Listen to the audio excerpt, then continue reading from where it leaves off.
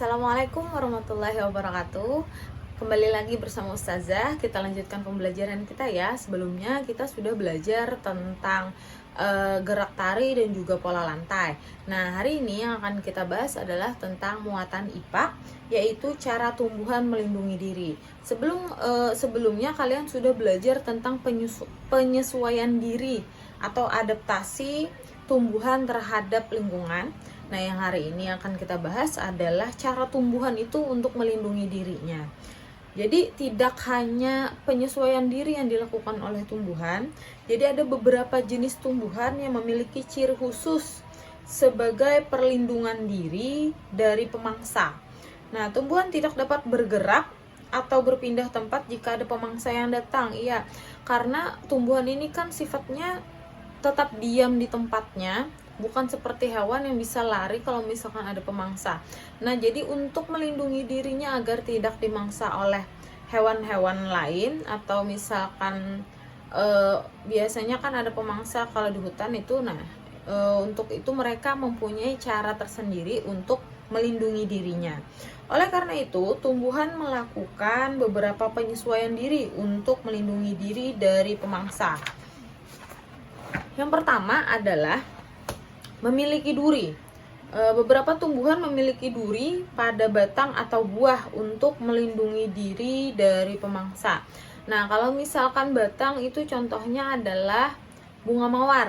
Di bunga mawar itu ada, di batangnya itu ada duri-durinya. Itu akan melindungi mawar tersebut dari pemangsa yang ingin memakan tumbuhan mawar. Lalu kalau untuk duri yang ada di buah itu adalah durian. Kan durian itu susah kan kalau untuk kita buka aja, untuk yang kita manusia aja membukanya juga sulit. Jadi apalagi hewan pemangsanya. Nah, itu adalah fungsi dari tumbuhan yang memiliki duri. Lalu yang kedua adalah memiliki rambut halus. Nah, di sini fungsinya rambut halus di sini adalah dapat menimbulkan rasa gatal bila disentuh oleh pemangsa. Nah, ini contohnya adalah di tumbuhan bambu. Nah, di bambu itu kalau kalian lihat, bambu itu sebenarnya ada rambut-rambut halusnya. Kalau kalian pegang, itu kalian akan merasakan gatal karena rambut-rambut halus itu nempel di tangan. Nah, itu adalah untuk rambut halus ya. Lalu yang ketiga adalah daun yang tajam. Kalau ini juga sama sebenarnya, pokoknya kalau untuk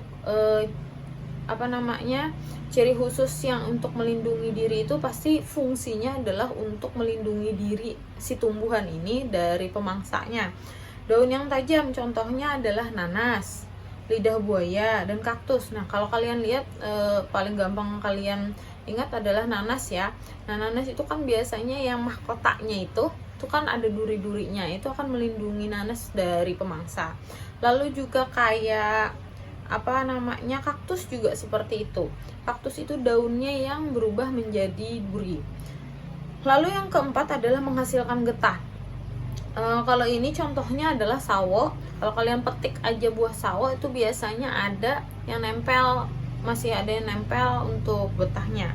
Lalu karet, pepaya juga, mangga. Nah, kalau misalkan kalian gores, kalau untuk karet itu kalau kalian gores aja batangnya, nanti akan mengeluarkan getahnya. Nah, itu fungsinya adalah untuk membuat pemangsa itu nempel. Jadi misalkan mereka itu mengambil atau misalkan mencakar sedikit aja bagian tumbuhan itu, maka getah itu akan keluar dan akan menempel pada pada tubuh hewan pemangsa, sehingga hewan tersebut sulit bergerak. Nah, itu fungsinya. Jadi kan otomatis mereka sulit bergerak dan akhirnya tidak bisa memakan si tumbuhan ini. Lalu yang terakhir adalah menghasilkan racun. Nah, di sini adalah contohnya buah jarak dan juga kecubung. Nah, jadi di sini kalau misalkan dia memakan memakan tumbuhan ini, maka akan menghasilkan racunnya. Nah, kalau untuk buah jarak mengandung racun yang dapat mematikan bagi hewan yang memakannya, mematikan bagi hewan. Lalu untuk kecubung juga mengandung racun. Kalau misalkan memakan kecubung itu, efek yang ditimbulkan jika dimakan atau dikonsumsi antara lain mual, muntah, sesak napas, rasa gelisah, dan mulut terasa kaku dan juga halusinasi. Nah, jadi kalau misalkan ada buah-buah seperti itu, setidaknya kalian bisa berhati-hati dalam mengonsumsi buah-buahan, terutama nih yang kalian tahu dulu, jarak dan juga kecubung. Nah, mungkin itu saja penjelasan tentang cara tumbuhan melindungi diri. Semoga dapat dipahami ya untuk pembelajaran hari ini. Assalamualaikum.